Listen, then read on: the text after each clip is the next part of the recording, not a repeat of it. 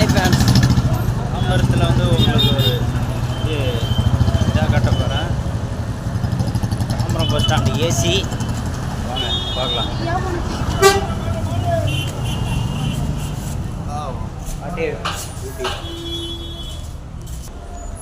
AC Tambaram bus stand வந்து use பண்ணி பாருங்கள். ஓசியில் ஏசி எரிந்தடி மேலே ஏசியை போடு. ஓகே,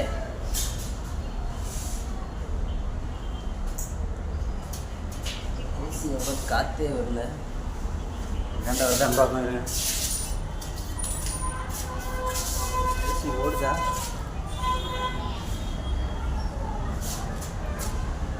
அப்பா செம்மையாக இருக்கு.